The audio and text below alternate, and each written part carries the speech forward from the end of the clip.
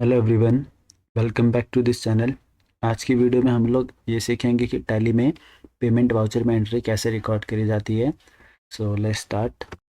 जब भी बिजनेस से कोई पैसा बाहर जाता है या आप कोई पेमेंट करते हैं तो ऐसी ट्रांजैक्शन को हम पेमेंट वाउचर के अंदर रिकॉर्ड करते हैं।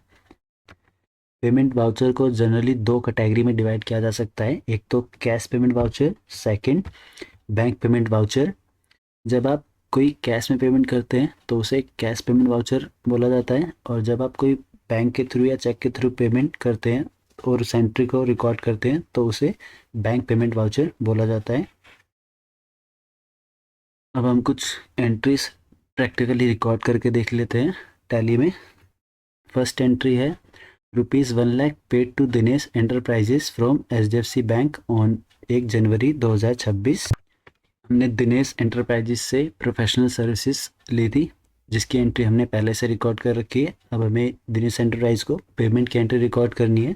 इसके लिए आपको गेटवे ऑफ टैली पे जाना है और यहाँ से आपको वाउचर में जाना है। उसके बाद आपको F5 प्रेस करना है, जो कि पेमेंट वाउचर की शॉर्टकट की होती है। और इसके बाद अकाउंट में आपको, अगर आप कैश से पेमेंट कर रहे हैं तो यहाँ पे कैश का लेजर सेलेक्ट कर लीजिए। अगर आप बैंक से पेमेंट कर रहे हैं तो यहाँ पे आप बैंक का लेजर सेलेक्ट कर लीजिए।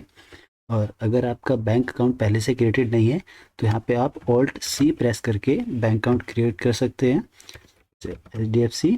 और यहाँ पे आप ग्रुप में इसकी बैंक डाल दीजिएगा और जो भी मैंडेटरी डिटेल है वो डिटेल फिल करके आप इसे Ctrl+A प्रेस करके सेव कर सकते हैं।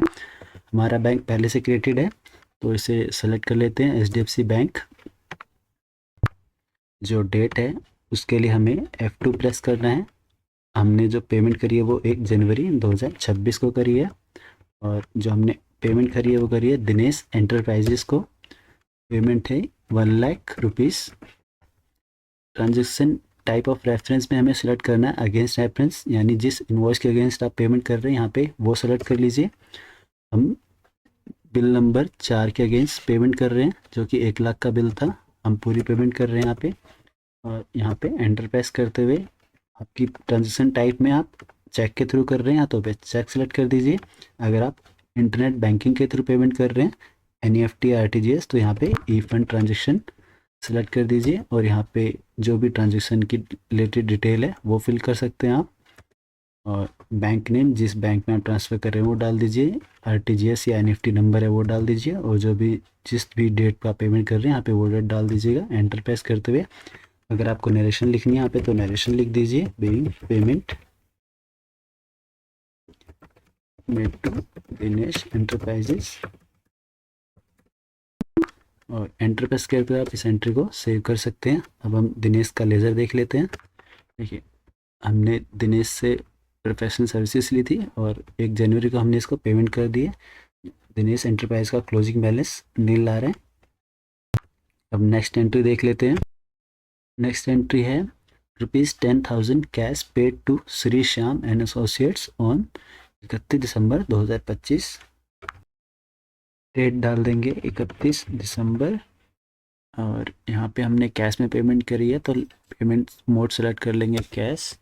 और पेमेंट जो करी हमने श्री श्याम एंड एसोसिएट्स को, अमाउंट है 10,000। एंटर टाइप ऑफ रेफरेंस में अगेंस्ट रेफरेंस हम डाल देंगे इसका, और यहाँ पे जिस इनवॉइस के अगेंस्ट हम पेमेंट कर रहे हैं वो सेलेक्ट कर लेंगे। अमाउंट 10,000 है। एंटर प्रेस करते हुए नरेशन डालनी है तो आप नरेशन डाल सकते हैं, और इसके बाद एंटर प्रेस करते इस एंट्री को आप सेव कर दीजिएगा। नेक्स्ट एंट्री है cheque of ₹90,000 paid to Shri Shyam and associates on 1 जनवरी 2026।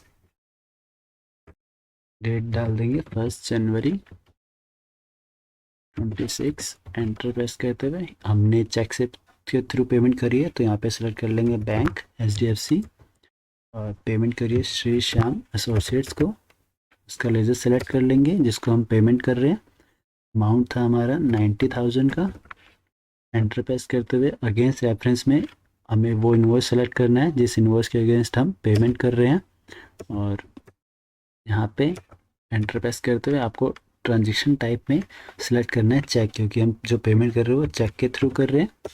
चेक सेलेक्ट कर लीजिए, यहाँ पे चेक की डिटेल फिल कर दीजिए, यहाँ पे आ जाएगा चेक नंबर। सपोज़ हमारा चेक का नंबर है 00180 और जो आपके चेक की डेट है यहाँ पे वो डाल दीजिए, चेक डेट। सपोज़ हमारे केस में 1 जनवरी है तो हम यहाँ पे 1 जनवरी डाल देंगे 26। एंटर प्रेस करते हुए यहाँ पे नरेशन डाल दीजिए बीइंग, और नरेशन डाल के एंटर प्रेस कर इस एंट्री को सेव कर दीजिएगा। अब हम इसका एक बार लेज़र चेक कर लेते हैं।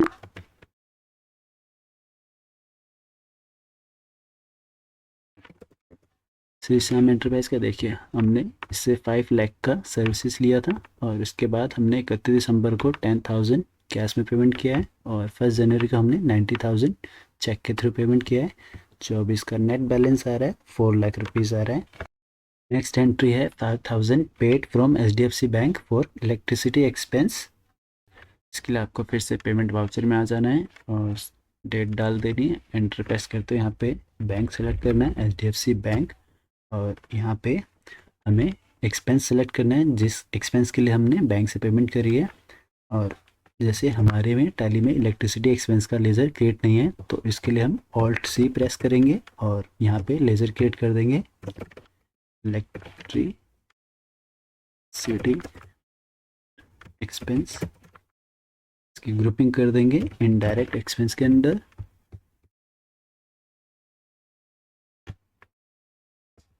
एंटर प्रेस करते हुए यहाँ पे जीएसटी एप्लीकेबल को नॉट एप्लीकेबल कर देंगे और कंट्रोल ए से इसे सेव कर देंगे। जो अमाउंट था वो था 5,000।